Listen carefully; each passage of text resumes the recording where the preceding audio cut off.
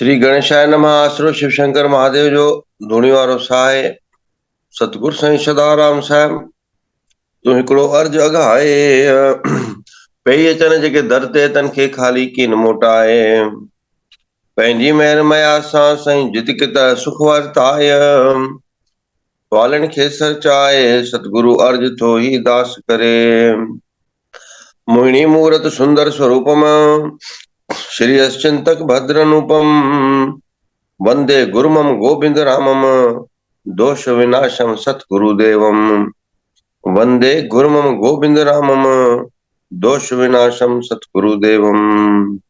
श्रीमद् भगवद गीता अथ द्वादशो अध्याय भक्ति योग नाम अध्याय श्लोक संख्या 11। अथेत दप्य शक्तो वसी कर्तुम मद्योगमाश्रितः सर्वकर्म फल त्यागम ततः गुरुयतात्मवान् श्रेयो हि ज्ञान अभ्यास ज्ञान ध्यानम विशिष्यते ध्यानात् कर्म फल त्यागस्य त्यागच्छ छन्ति अंतरम त्यागत् छन्ति अंतरम अद्वेष्टा सर्वभूतानां मैत्रः करुण एव च निर्ममो निरहंकारः सम्म दुःख सुख क्षमी संतुष्टः सततं योगी यतात्मा दृढ़ निश्चयः मयर्पित्तमनोबोध्यो मयर्पित्तमनो बुद्धिर्यो मदभक्त स मे प्रिय मदभक्त स मे प्रिय यस्मानो ध्वजते लोको लोकानो ध्वजते च यः हर्षामर्ष भयोद्वेगैर् मुक्तो यः स च मे प्रियः मुक्तो यः स च मे प्रियः। ओम तत्सत ओम तत्सत। जय श्रीराम। सदगुरुदेव के श्री चरणों में कोटि कोटि वंदन प्रणाम। जय जय श्रीराम। जय जय श्रीराम। तो बड़ा ही सुंदर ऐसा अध्याय, जैसे 9वें अध्याय में भी एक एक श्लोक पर बड़ी लंबी व्याख्या हो सकती है, वैसे ही 12वां अध्याय जो बहुत ही डीप है, इसमें हम जितना डीप जाएं उतना ही इसमें से ज्ञान मिलता जाएगा। अथाह सागर है श्रीमद् भगवद गीता, तो ज्ञान का सागर है। तो भगवान कुछ एक कॉन्सेप्ट लेके चल रहे हैं कि कैसे आप मेरे भक्त बन सकते हो। इस अध्याय में हमें भगवान बता रहे हैं। तो 8वें नंबर श्लोक से अगर हम थोड़ा बताएं कि पहला स्टेप भगवान ने बताया कि तू मन और बुद्धि मुझ में स्थिर कर दे। पहला स्टेप ये बताया कि मन और बुद्धि मुझ में स्थिर कर दो। मयि एव मन आधत्स्व। मयि एव, मुझ में, एव मतलब ही, मुझ में ही मन और बुद्धि को स्थिर कर दो। उससे क्या होगा? उससे तुम्हारा कल्याण होगा, तुम्हारा विकास होगा, इसमें कोई संशय नहीं है ना, न संशय। फिर कोई कहे कि भगवान ये तो बड़ा मुश्किल है कि मन और बुद्धि स्थिर करना, क्योंकि देखो माइंड को पावरफुल तो बनाना पड़ेगा। जिसका मन मजबूत होगा तो वो भौतिक रूप से भी बहुत विकास करता है और आध्यात्मिक रूप से भी विकास करता है। दोनों क्षेत्र में अगर हमें विकास करना है तो मन का पावरफुल होना बहुत ही इम्पोर्टेंट है। तो कुछ पॉइंट्स पहले तो हम बताएं कि मन को हम कैसे पावरफुल बना सकते हैं। पहले तो एक्सेप्टेंस सिचुएशन को लेके, है ना, जिन्होंने भी आर्ट ऑफ लिविंग के कोर्स किए होंगे, हमें आज भी याद है, उसमें बेसिक कोर्स में पहले ये बताते थे कि एक्सेप्ट करना सीखो। सिचुएशन है, लोग हैं आपके आसपास, उनको आप एक्सेप्ट करो। सबके अपने ओपिनियन है, सबका अपना व्यवहार का तरीका है, और अगर 4 लोगों के बीच में अगर हम जीना है तो हमें एक्सेप्टेंस बहुत जरूरी है। उससे क्या होगा, उससे सामने वाले को तो कुछ वो नहीं होगा, हमारा मन मजबूत होता है। जितना हम एक्सेप्ट अच्छे से करते हैं तो हमारा ही मन मजबूत होता है। दूसरा दृढ़ निश्चय, जिसके जीवन में दृढ़ निश्चय नहीं होगा ना वो, क्योंकि उस दिन हम एक बड़ा ही सुंदर प्रवचन सुन रहे थे, तो संत महात्मा बता रहे थे कि जिसके जीवन में डिसिप्लिन होती है उसी का जीवन विकासमय होता है। डिसिप्लिन नहीं है, अनुशासन नहीं है, समय नहीं है, ठीक है, तो डिसिप्लिन आने पर ही इस मन पर आप कंट्रोल कर सकते हो। जैसे हमने एक डिसिप्लिन रखा कि नहीं, मॉर्निंग में उठना है, भगवत गीता का ज्ञान सुनना है। अब ठंड का मौसम है, हजारों लोग दरबार से जुड़े हुए हैं, लेकिन उसमें से कुछ 100-500 लोग यहाँ जुड़ते हैं। क्यों ऐसे? क्योंकि ठंड का मौसम है, दीदी नींद नहीं खुलती, बच्चों का स्कूल है, तो हमने अपने आप को एक दृढ़ निश्चय नहीं किया। लेकिन जो दृढ़ निश्चय करके यहाँ बैठे हैं, क्या उन्हें काम नहीं है? उन्हें भी बहुत सारे कर्तव्य हैं, बहुत सारे रिस्पॉन्सिबिलिटीज उन पर भी हैं, लेकिन अपने माइंड को पावरफुल बनाने के लिए दृढ़ निश्चय करके बैठे हैं, चाहे कितनी भी ठंड हो, चाहे कुछ भी हो जाए। कई लोग तो बढ़िया नहा धो के सुबह 6 बजे यहाँ ऑनलाइन मिलते हैं एकदम फ्रेश। तो ये भी एक दृढ़ निश्चय, आपका मन मजबूत होगा, इससे आपके अंदर एक उत्सुकता आएगी। तो भगवान कह रहे हैं जब तक तुम दृढ़ निश्चय नहीं करोगे तुम्हारा मन मजबूत नहीं होगा। तीसरी बात कि अपने मन को असंतुष्ट ना रखें। अच्छा, हमारा मन इससे असंतुष्ट नहीं होता कि हमारे पास ये नहीं है या ये नहीं है, सामने वाले के पास वो क्यों है, इससे हम ज्यादा असंतुष्ट होते हैं। मेरे पास एक कार है, सामने वाले के पास 2 कारें हैं, BMW है, मर्सिडीज है, ये कार है, ऐसा है, ये बंगलो है, ऐसा फ्लैट है। तो सामने वाले की सिचुएशन और खुशी को देख के हम ज्यादा असंतुष्ट रहते हैं। और आप देखिएगा जब हमारा माइंड अनसैटिस्फाइड रहता है, असंतुष्ट रहता है, तो वो संतुलित नहीं हो सकता। लेकिन जैसे ही हमारा मन संतुष्ट हो जाता है तो वो अपने आप स्थिर हो जाता है। उसके बाद सबसे इंपॉर्टेंट कि हमें अपनी स्ट्रेंथ और वीकनेस पता होनी चाहिए। अक्सर पेरेंट्स अपने बच्चों को कहते हैं कि तुम जिसमें वीक हो ना उसकी प्रैक्टिस करते रहो, लेकिन आज ये फॉर्मूला कॉन्सेप्ट कहीं काम नहीं करता। जितने भी आप मोटिवेशनल स्पीकर को उठा लो, उनके लेक्चर सुन लो, आज ये कॉन्सेप्ट है कि अगर आप जिस सब्जेक्ट में पावरफुल हैं, नहीं है वाला नहीं, जिसमें पावरफुल है उसमें इतना अभ्यास करो कि आपसे बड़ा पावरफुल उस सब्जेक्ट में कोई ना। जहां आपकी स्ट्रेंथ है वहां काम करो, और जहां वीक है, जहां हम कमजोर है, वहां एक्सेप्ट कर लो कि हाँ हम इसमें कमजोर हैं, इसमें कोई हम ऑप्शन ले लेते हैं, चलो। तो जहां हमारा फोकस मेन है वहां हमारा पूरी पूरी एनर्जी वहीं लगानी है जहां हमारी स्ट्रेंथ है। अपनी स्ट्रेंथ और वीकनेस को समझो और उस पर काम करो। स्ट्रेंथ पर ज्यादा काम करना, आज का कॉन्सेप्ट यही है कि आप अपनी जहां स्ट्रेंथ है वहां पे काम करो। उसके बाद श्रद्धा, कई लोग के खुद में ही श्रद्धा नहीं रहती है, होते हैं ना, कई लोग कहते हैं आत्मविश्वास उसका स्ट्रांग नहीं है। आत्मविश्वास हमारा जितना स्ट्रांग होगा हम उतना प्रगतिशील होते हैं। इसीलिए श्रद्धा 3 बातों में होनी ही चाहिए। पहले तो खुद में कि आई कैन डू दिस, या ये सिचुएशन में मैं अपने आप को खरा उतारूंगा, मुझे करना है, ये पहला। दूसरा सद्गुरु में, जितना हमारा विश्वास शास्त्रों में और सद्गुरु में दृढ़ होगा उतने ही हम प्रगतिशील होते हैं। और तीसरा है विश्वास उस परम सच्चिदानंद स्वरूप भगवान में। जब तक ये तीनों विश्वास यानी श्रद्धा हमारे दृढ़ नहीं होते, हमारा मन मजबूत नहीं हो सकता। इसीलिए स्ट्रॉन्ग माइंड चाहिए, पावरफुल माइंड चाहिए।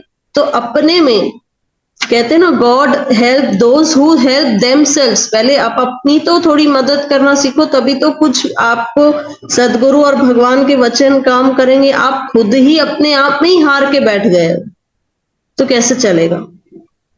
जैसे कोविड में हम हॉस्पिटल में थे, हम खुद ही हार गए थे, फिर जब सदगुरु ने अंदर से वाणी लगाई कि तुम खुद ही स्ट्रांग नहीं बनोगे तो कैसे खड़े होगी, उठो।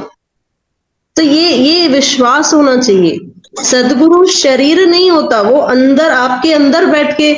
उस दिन हम इतनी सुंदर वाणी सुन रहे थे, वो कह रहे थे कि एक माँ भी अपने बच्चे से उतना प्यार नहीं कर सकती जितना सदगुरु अपने शिष्य से करते हैं।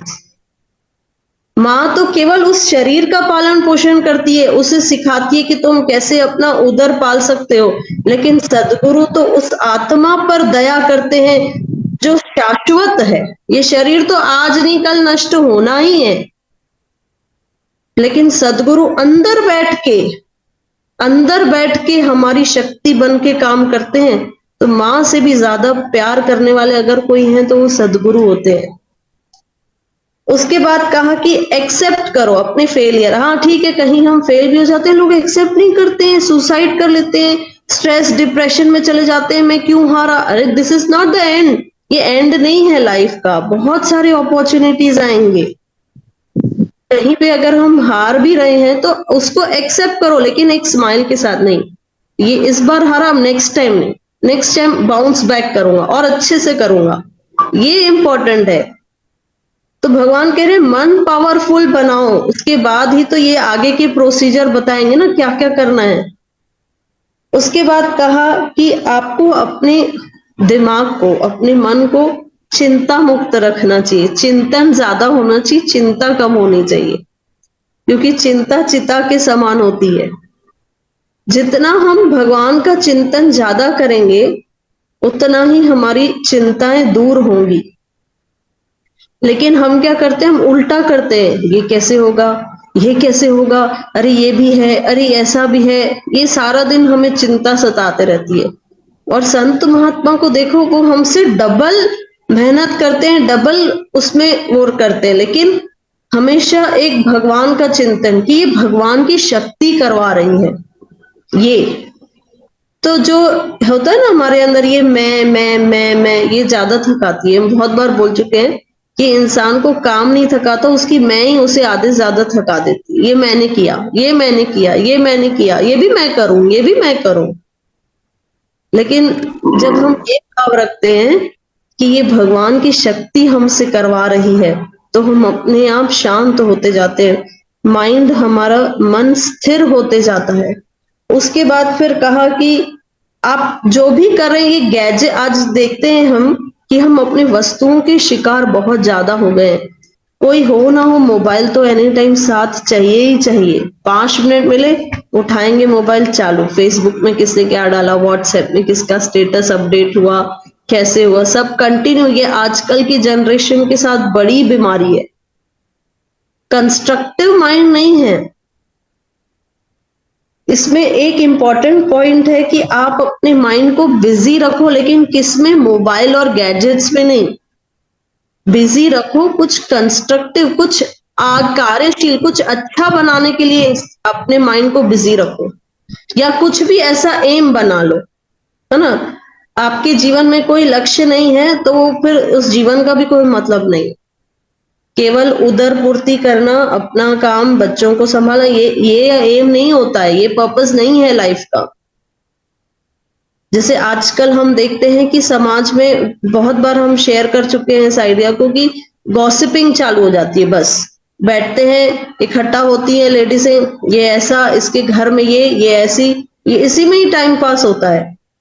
अच्छा चलो, सामने नहीं बैठी है तो व्हाट्सएप में चल रहा है चैट, यही चलता है। अरे इतना समय है, कुछ कंस्ट्रक्टिव सोचो, कैसे हम सनातन धर्म को और पावरफुल बनाएं, कैसे हम अपने ज्ञान को बढ़ाएं। भगवत गीता के 700 श्लोक हैं, 700 श्लोक हमारा एम बना लो कि ये एक एक श्लोक करके एक एक हम लर्न करेंगे तो 2 साल में पूरी भगवत गीता रटा जाएगी। लेकिन हम ये एम बनाते ही नहीं है। हमारा जो लाइफ है वो बहुत ही एमलेस होती जा रही है। स्पेशली आजकल की जनरेशन बहुत ही एमलेस है, कुछ अचीव नहीं करना है इन्हें, बस बैठ के खाना है, मम्मी पापा कमा के दे रहे ना हाथ में, बस। तो आज के मन को बहुत मजबूत करना जरूरी है। इसलिए बैठ के ये विचार करें कि कैसे हम आज की जनरेशन को पावरफुल बनाए, बुद्धिमत्ता के स्तर पर, ना कि शारीरिक स्तर पर। दोनों ही इंपॉर्टेंट है। शरीर मजबूत है लेकिन मन कमजोर है तो कुछ काम नहीं होने वाला। तो भगवान कह रहे हैं कि मन और बुद्धि तो मुझ में लगा दे। अच्छा ठीक है, भक्त कहता है ये भी बहुत मुश्किल है भगवान। तो भगवान कह रहे हैं ठीक है, प्रैक्टिस, अभ्यास। अभ्यास में भगवान ने 9वें श्लोक में कल बताया कि अभ्यास करो। अभ्यास मतलब क्या होता है? प्रैक्टिस। प्रैक्टिस मतलब क्या होता है? एक ही चीज को आप बार बार करते हो। प्रैक्टिस तो वही होती है ना, आप वही कर रहे हो पर बार बार कर रहे हो, वही अभ्यास कहलाता है। लेकिन वही अभ्यास तो देखो सबको ही करता है। संसारिक क्या हम भौतिक वस्तुओं में, भौतिक स्तर पर अभ्यास नहीं करते हैं? करते हैं। लेकिन वो अभ्यास योग कब बनेगा? जब वो भगवान के लिए किया जाएगा, तब वो अभ्यास योग बन जाएगा, केवल अभ्यास नहीं रहेगा।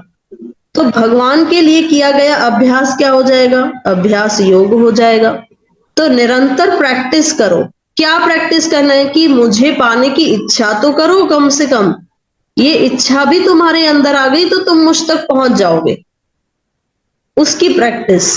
फिर आगे भगवान ने क्या बताया 10वें नंबर श्लोक में? कि कर्म, मेरे लिए कर्म करो, है ना। अर्जुन ने कहा चलो ये भी मुश्किल है, अभ्यास भी चलो हमसे नहीं हो पाता। भगवान ने कहा चलो ठीक है भाई, जो कर्म कर रहे हो वो मुझे, मेरे लिए करो। अच्छा, अगर हम ईश्वर के लिए कर्म करेंगे तो वो अपने आप अलर्टनेस आएगी, है ना। अलर्टनेस कैसे आएगी? अरे ये तो मैं भगवान के लिए कर रहा हूं, तो ऑब्वियसली अच्छा ही करेंगे। अगर भगवान को हम कुछ भी चढ़ाने जा रहे होते हैं तो बच्चे अगर हाथ लगाते, हाथ मत लगाना, भगवान को पहले अर्पण होगा, भोग प्रसाद है, पहले भोजन भगवान को अर्पण होगा, उसके बाद सबको देंगे, झूठा मत करना, है ना। हम कितना सावधानी बरतते हैं कि भगवान की ओर ये वस्तु जा रही है, फूल है, भोजन है, जो भी है। तो जब हम ऑटोमेटिकली अपना हर कर्म ये सोच के करेंगे कि हम भगवान की प्रसन्नता के लिए कर रहे हैं, तो वो अलर्टनेस खुद ही आ जाएगा कि मुझे अच्छा कार्य करना है। जब हम किसी का दिल दुखाएंगे तो खुद ही अलर्टनेस आ जाएगी, अरे नहीं नहीं नहीं, ये मेरे ठाकुर को पसंद नहीं, तो हम खुद ही अलर्ट हो जाएंगे। तो इसीलिए भगवान कह रहे हैं कि तुम जो भी कर रहे हो तुम मेरे लिए करो, तो तुम बेटर ही करोगे, उसमें तुम्हारा विकास ही होगा, तुम्हारे कर्म की क्वालिटी अच्छी होती जाएगी, तुम्हारे विचारों की क्वालिटी अच्छी होगी जब तुम मेरे लिए कर्म करोगे। फिर आगे भगवान 11वें नंबर श्लोक में कहे कि कर्म फल को त्याग कर। ठीक है, तुम मेरे लिए कर्म नहीं कर सकता, ओके भगवान ये भी पॉसिबल नहीं है, हर बार सिर्फ आपके लिए कर्म करूं, कैसे कैसे पॉसिबल है? भगवान ने कहा चलो ठीक है, लास्ट ऑप्शन भगवान ने दे दिया कि जो भी तुम कर्म कर रहे हो उसका फल का त्याग तुम कर दो।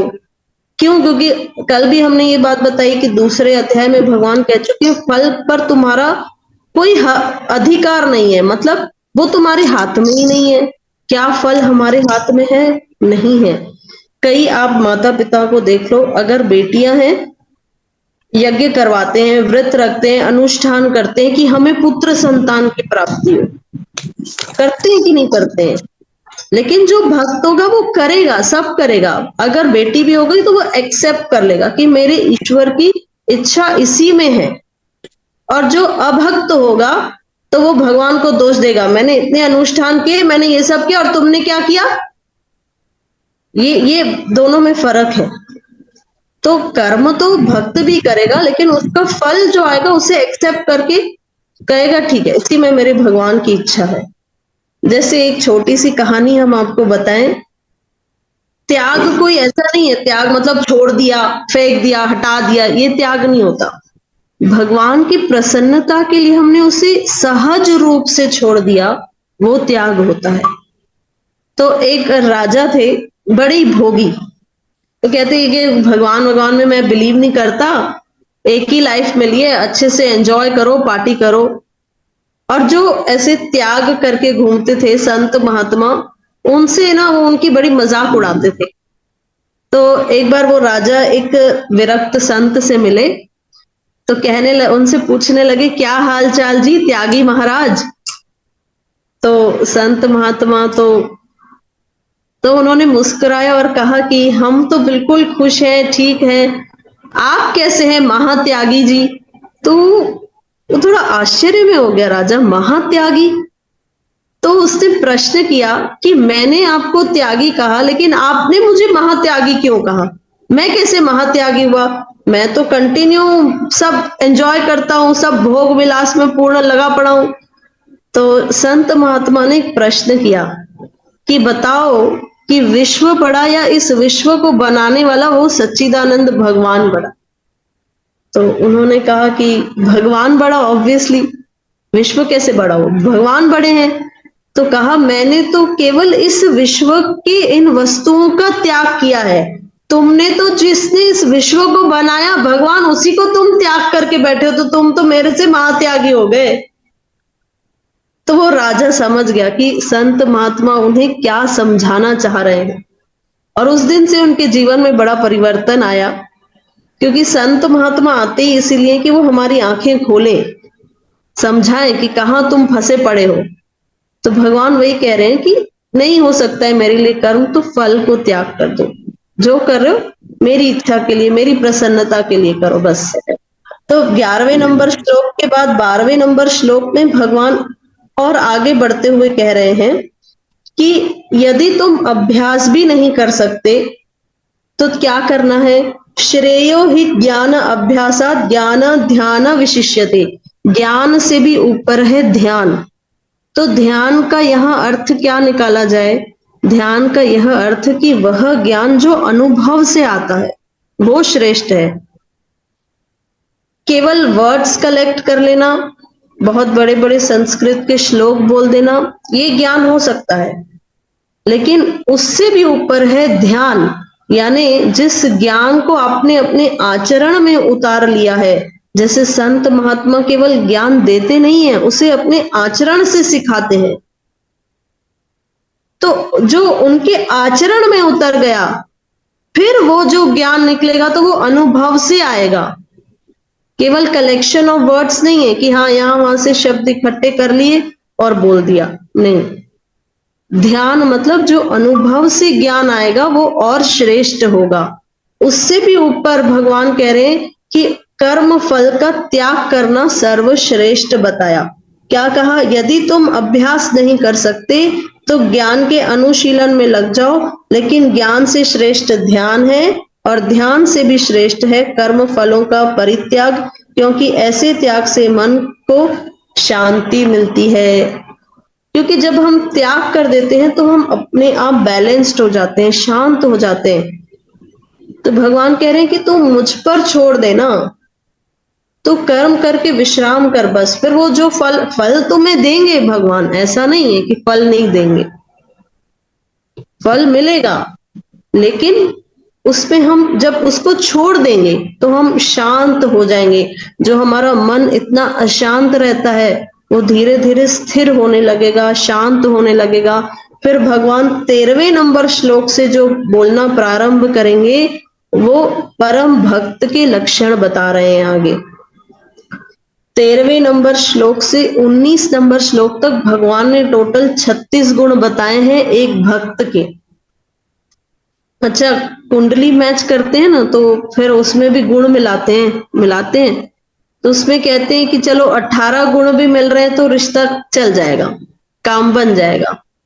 लेकिन यहाँ पे भगवान कह रहे हैं यहाँ काम नहीं बनने वाला, यहाँ टोटल 36 गुण होंगे तो ही एक्सेप्ट किए जाओगे भाई।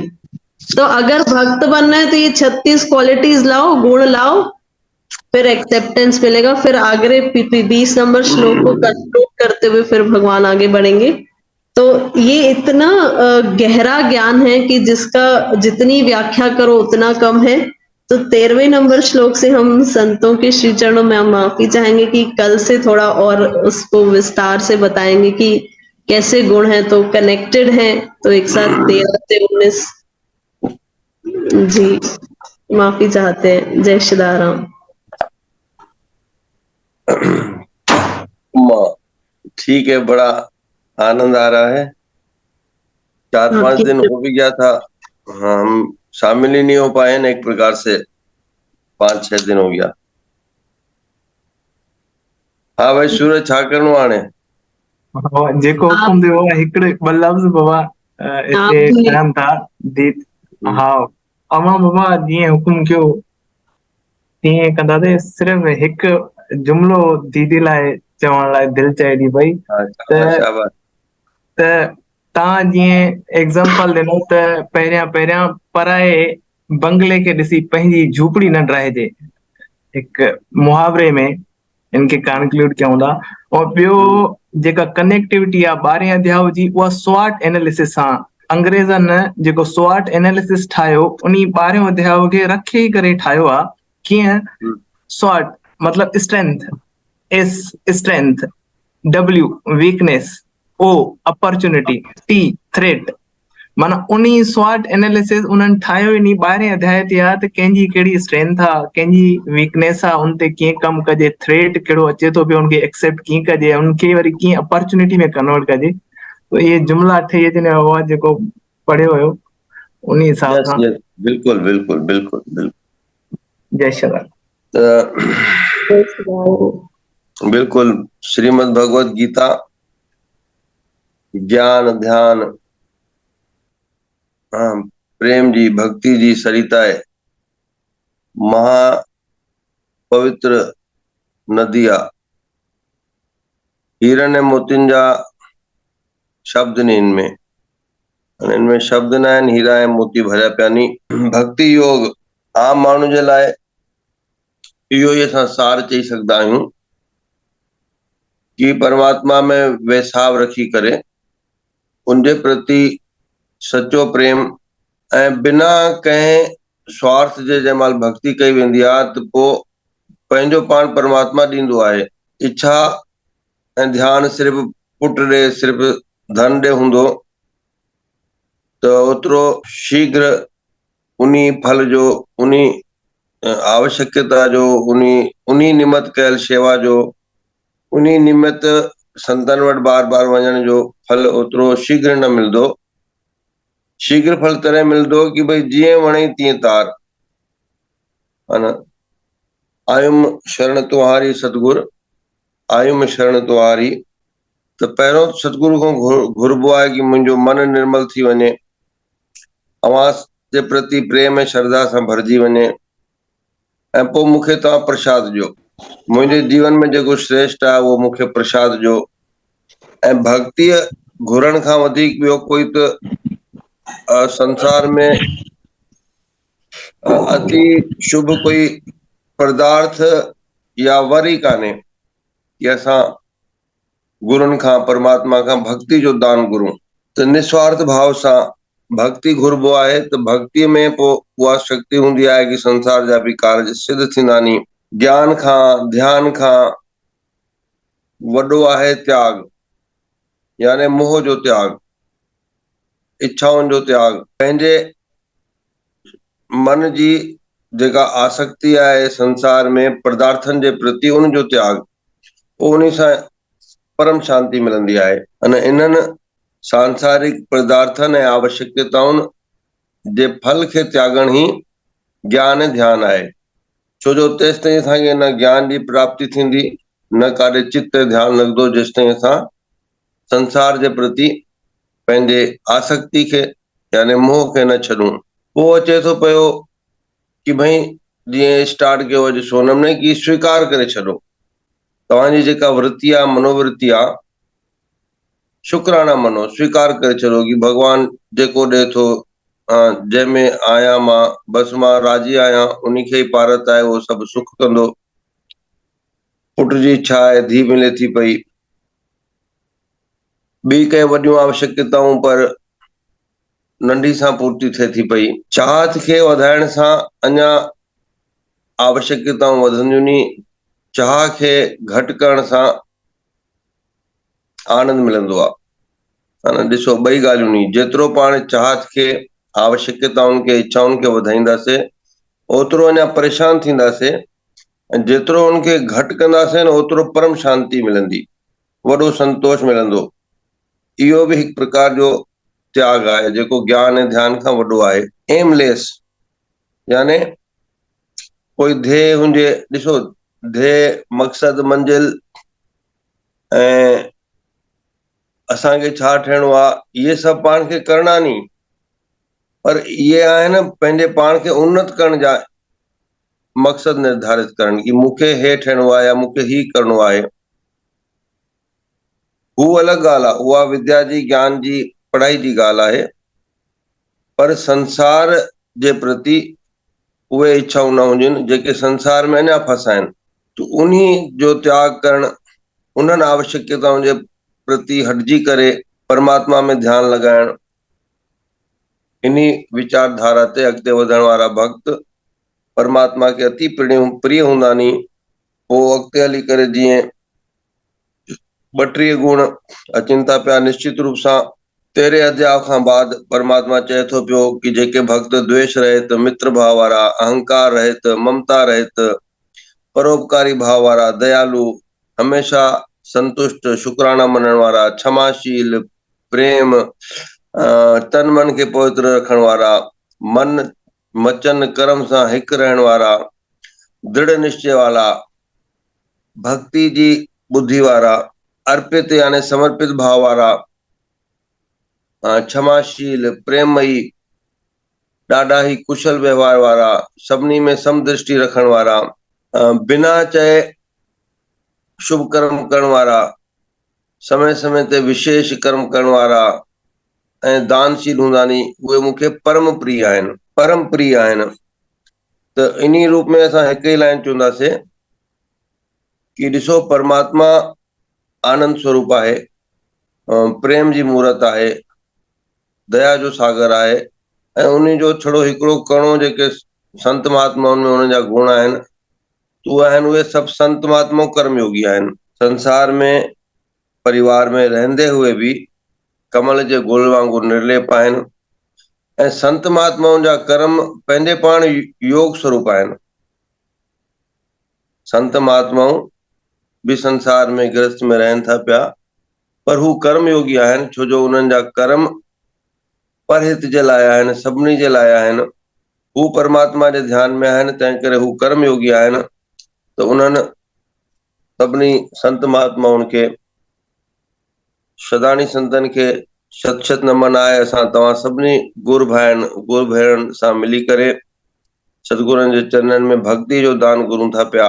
असांखे बि सभिनी खे ज्ञान बि ॾिन, ध्यान बि ॾिन, पर त्याग जो बि भाव ॾिन। तंहिं करे जेको भागवत महापुराण आहे उनजो बि छा, उनजो अर्थ आहे भ सां भक्ति, ग सां ज्ञान, त सां त्याग। जंहिं महिल भक्ति, ज्ञान ऐं त्याग जा गुण ईंदा, तॾहिं असां व सां वैरागी थी सघंदासीं, ऐं वैरागी खे ई मोक्ष मिलंदो आहे। इहो ई भागवत जो अर्थ आहे। इन्हनि शब्दनि सां सभिनी सां जय श्री कृष्णा, जय सदाराम, हर हर गंगे। ओम सर्वे भवन्तु सुखिनः, सर्वे सन्तु निरामयाः, सर्वे भद्राणि पश्यन्तु, मा कश्चित् दुःखभाग् भवेत्। ओम पूर्णमदः पूर्णमिदं पूर्णात् पूर्णमुदच्यते, पूर्णस्य पूर्णमादाय पूर्णमेवावशिष्यते। ओम शांति शांति शांति ओम। चलो भाई साहब, भाई शंकरलाल जी भाटिया, आदरणीय साईं ईश्वरदास जी, सभिनी सां नमस्ते, जय श्री कृष्णा। सॼी संगत सदाई खुश रहो। सुभाणे वरी पुनः मिलंदासीं।